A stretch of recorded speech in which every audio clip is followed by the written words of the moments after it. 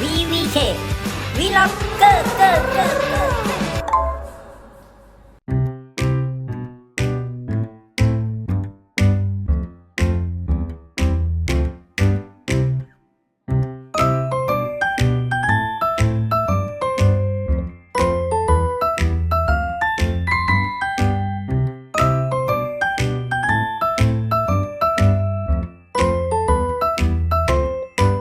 บายดีเนาะต่อคลิปมื้อนี้เนาะเป็นมือไว้แม่เนาะเราเสียครบ1 ปีเนาะเฮ็ดบุญให้แม่แบบสไตล์เวียดก็สิมีแบบนั้นอาหารเนาะอาหารมันจางอาหารเขามาเฮ็ดให้อันนี้เป็นเมนูยังบ่ฮู้เว้ยมีกุ้งทอดมียังวะอันนี้ยอแล้วก็บันเอื้อเนาะบันเอื้อเดี๋ยวสิถามเขาเบิ่งว่าอยู่ลาวเขามักเอิ้นว่าบันกวนเนาะอยู่ลาว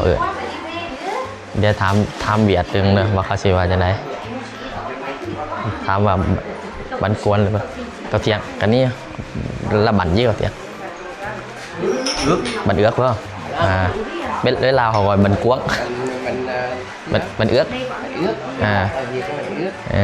แม่เนาะบันเอื้อแต่อยู่ลาวเขาเอิ้นบันกวนเนาะเนี่ยเนาะบันกวงเด้อโรงงานเรากำลังเฮ็ดจัดอาหารข้าวเหนียวอยู่นี่ต้องใส่หมกทั่วเหลืองแสบคงบอกเวียดบนลาวบอกลาวที่แซ่บbộ nhang này đây bộ nhang này บอกยัง hả บอกลาวเป็นบอกลาวเป็นเบิดเนาะ mặc đây này โอ้ tôi nha tôi nhìn ปลาหมึก ว้าว ปลาหมึกจานหนึ่งได้จักโต10 โตป่ะ1 2 4 6 7มีแต่7 โต 14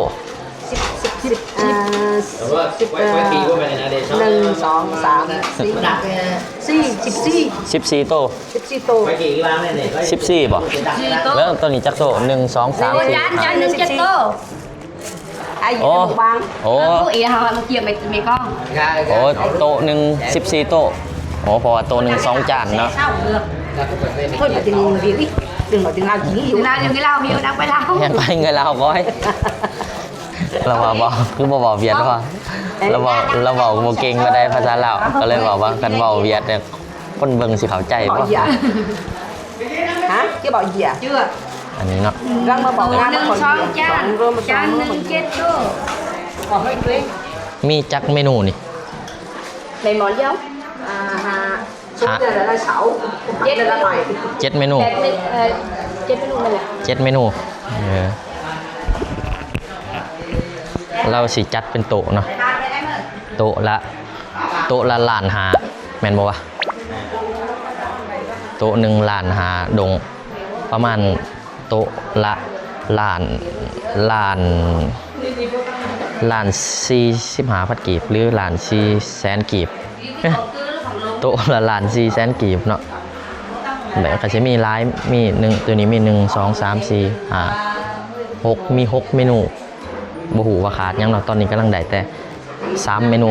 เนาะปลาหมึกอันนี้แล้วก็อันนี้น่าจะเต็มโต๊ะนี่เนาะโต๊ะนึงก็สินั่งได้10 คนอยู่เวียดเขาสิจัดแบบนี้เนาะส่วนหลายนี่เขากำลังจัดโต๊ะอยู่นอกเนาะจัดคือกันเบิดเนาะแล้วก็จะมีแขกมีพ่อแม่พี่น้องเนาะมา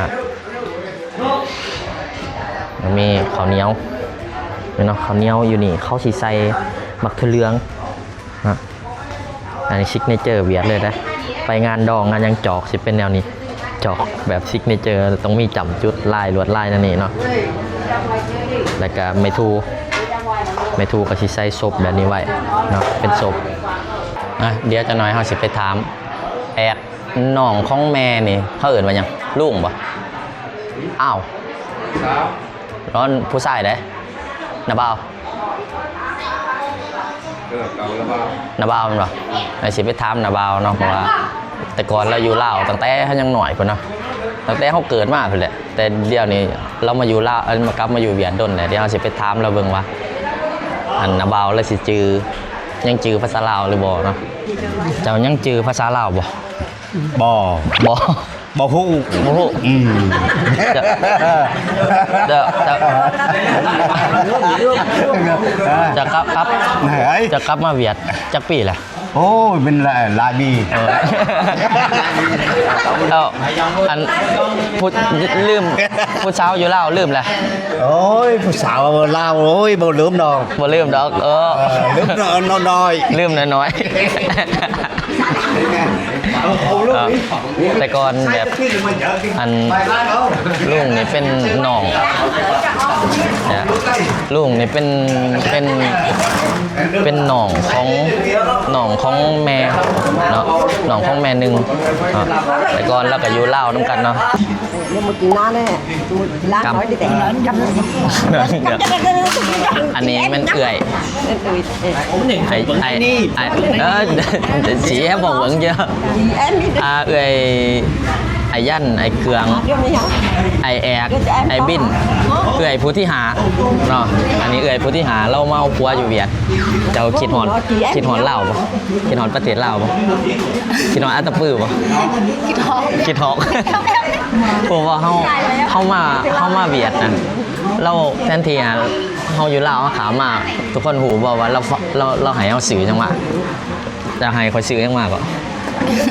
bà đẹp สื่อปลาแดก เราว่าเราคิดหอนปลาแดกเนาะเพราะว่าอยู่ลาวมักกินตำสงอยู่เวียดมันบ่มีเด้แล้วเลยนี่ đẹp xẹp nè เคินกล่องเนาะบ่เคยทายจักเถื่อลูกจักคนแล้ว so ลูกสองลูกสองแล้วเนาะลูกก็ใหญ่แล้วบ่ได้มาเนาะมาแต่อันนี้มาแต่ลูกสาวอันนี้นี่เพิ่นอยู่กวางจีบ่แม่นไก่กวางจี mì chánh มีจันเลยไก่เรื่องกวางจีมั้ง đường Huế men กับยูเวเนาะแต่ว่าอยู่ไกลๆแถวชายแดนระหว่างเวกับกวางจีแมน Huế แล้วก็ đâu còn tiền แล้วก็แต่เพิ่นมานี่นะเพิ่นขับรถจักรมาเนาะจักกิโล chết xị hạt 75กิโลเนาะขับรถจักรมาเพราะว่าเป็นหยังเพิ่นเจียงบ่ขี่รถใหญ่ 2 tiếng mà เป็นหยังจากคือบ่ขี่รถใหญ่มา เมารถเป็นเมารถนะขี่รถใหญ่อันนี้บ่ได้เป็นเลือกที่จะขี่รถจักรตากแดดดีกว่าเนาะเมารถเบิดเถื่อนน่ะลูกสาวลูกชายเมาเบิดมีแต่ผัวบ่เมาผัวมีแต่เมาเหล้า mò bia มวนเนาะเป็นย่ำหอนมือแบบเขามาตลอดนะคิดหอนไอ้น้องใช่ประแดกเอาเมื่อสิเฮ็ดยังกินตำหุง tâm mật không nè tâm mật teng nè ตำบักแตง tâm mật mùi nè ตำบักกล้วยอีกโอ้โหจักร้ายได้นี่แล้วอยู่ลาวจักปีปะนี่อยู่ลาวดนเลยเนาะ10 ปลายปีมาเลยเนาะ vài pi 16 ปีโดด เปลี่ยนมาเปลี่ยนจากปีเลย ฮะ เปลี่ยนจากปี เดือนนี้จะจักปีแล้วแบบ 38 39 39 ปีโอ้นี่ก็ไอ้ว่าไทยอายุใหญ่กว่า khoai nhây con ใหญ่กว่าไอ้ว่าเนาะ ơi nè มันไอ้ว่าไอ้เนี่ยเราก็อยู่ลาวกันอยู่ตะปือคือกันเนาะในเดือนนี้เราใหญ่มาอยู่เวียดแล้วเดี๋ยว đi Đà Nẵng บัดเข้าไปดานังเนี่ยเราสิไปถ่ายให้เบิ่งเนาะเดี๋ยวเราอยู่ดานังเนี่ยนี่เบิ่งเล่านังเนี่ยนี่เราเป็นเศรษฐีเด้อยู่อันนั้นเพื่อนเราอยู่ดานังเนี่ยเป็นลาดสว่างเลย เดี๋ยวสิพาไปเบิ่งเนาะดานังเมืองของเที่ยว ตอนนี้เราก็ใส่สุดมือตัวมือบุญแม่เสียนมันเป็นสุดอันนี้ตามประเพณีมันต้องได้ใส่ไว้เฮาต้องได้ใส่ประมาณ3 ปีเนาะใส่สุดนี้แต่ว่าเฮาก็พอต้องใส่3 ปีแต่ว่าอ้ายเอื้อยผู้อื่นนะก็จะสิมื้อแรงก็จะสิเผาเสือนี่ได้เนาะแล้วก็เบิดจบเฮายังอยู่ในคันสิเว้ายังอยู่ในคอร์สอยู่ยังบ่จบเตือเนาะยังต้องใส่เสือนี่อยู่ใส่3 ปีเนาะก็พอและบุญแต่ละปีต้องได้ใส่เสือนี่หลังจากปีที่3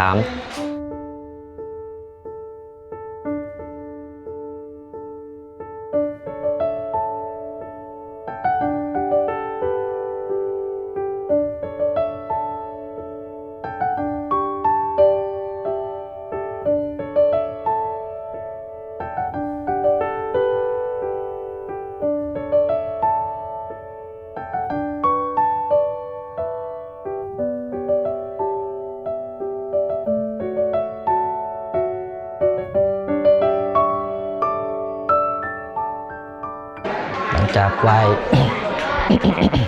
หลังจากไหว้อยู่ในแล้วพอกับไหว้อยู่นอกเนาะบัดนี้แล้วไหว้ยังอยู่นอก จะที่จะทาน จะทินจะทานบ่อยู่นอก แม่นอยู่บ่เด้ กำลังจะทานที่ยังไงมัน โอ้ยไหว้เจะทิน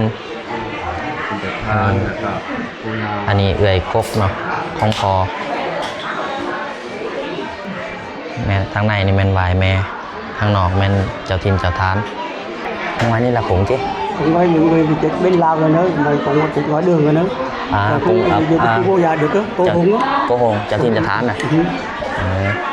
แม่นเนาะเจ้าทินเจ้าทานทางในมัน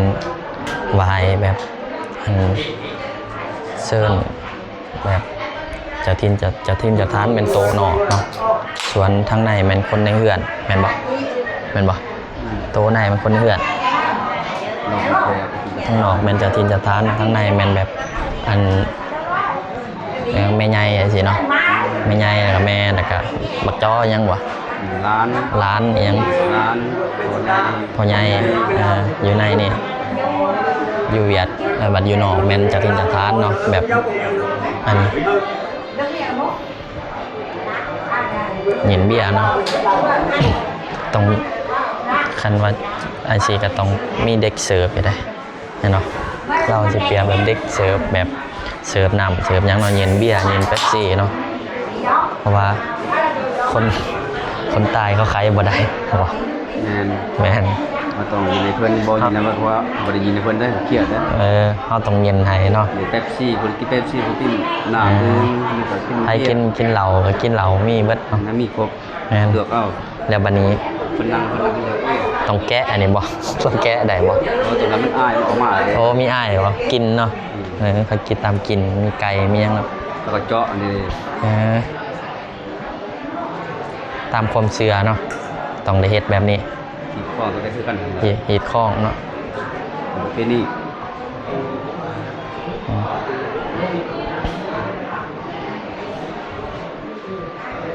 บางทีเราม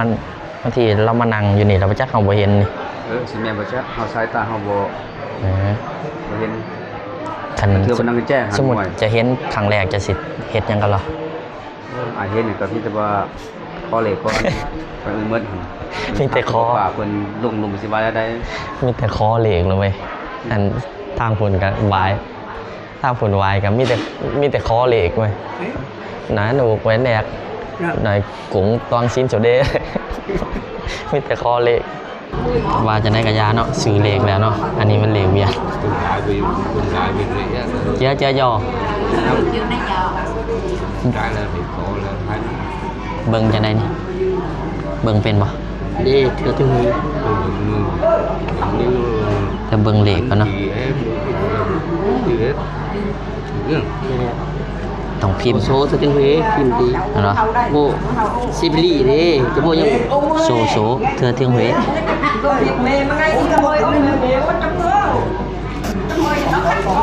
นี่ปะ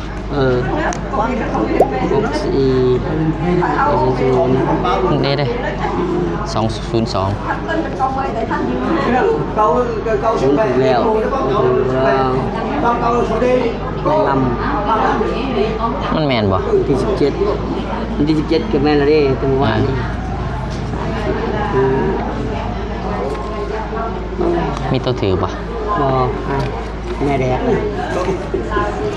mẹ đẹp ô xà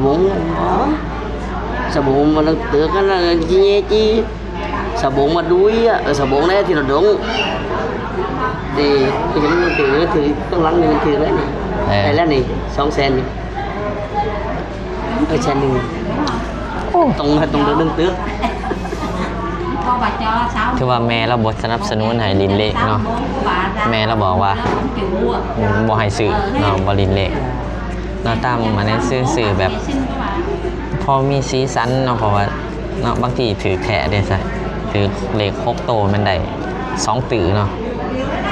นี่มันแขกแบบบ่มันแขกเนาะแบบอาจารย์เนาะผู้ใหญ่เรานั่งกินอยู่ได้นี่เนาะอยู่ในนี่มันมีแต่คนใส่ชุดดำแบบนี้นั่งได้ทีมขี้เหงื่อซาไซ กระเบาทีมขี้เหนียวซะใส่เนี่ยเนาะบัดนี้พี่น้องลุงป่ากับนางนอกเนาะบัดนี้เอาต่างวงเลยบัดนี้เนาะแบบฟิวแบบอยู่ลาวเขาเนาะก็เป็นเพื่อนบุญกันหมูกรอบเนาะแต่ว่าหนุ่มแล้วเนาะเพราะว่าหวายด้นพดหมูกรอบจนหนุ่มแล้วหมูกรอบหน่อยกุ้งเล่ากว่าจังเห็ดกรอบแล้วอันนี้โตเขาเอ่นว่าย่ำโตแมงกะพรุนย่ำแมงกะพรุนเชื่อปะเชื่อย่ำแมงกะพรุนเนาะอันนี้มันแมงกะพรุนเนี่ยนี่เนาะข้าวไปนี่ปลาหมึกหลวงไข่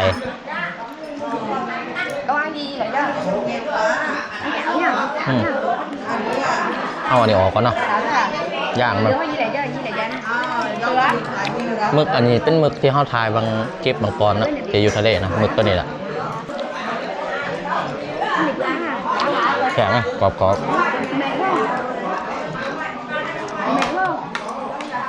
เอาจิ้มเนาะบ้างงั้งอ่ะ กูจะทำนำไปได้chứ mìnhจะทำนำไม่ขอดูฮอตนำได้หรอบ้า นี่เนาะคลิปมาก็จะประมาณนี้เนาะเฮ็ดบุญให้แม่แล้วเนาะพิธีเดี๋ยวคลิปก็สิจบเพียงเท่านี้เนาะมีแต่มื้ออื่นแหละจะตื่นหลัด3 โมงเช้าเนาะสิไปถ่ายคลิปป่าให้ได้เนาะโอเคเจอกันทุกคนคลิปต่อไปคลิปนี้ก็จะจบเพียงเท่านี้เนาะ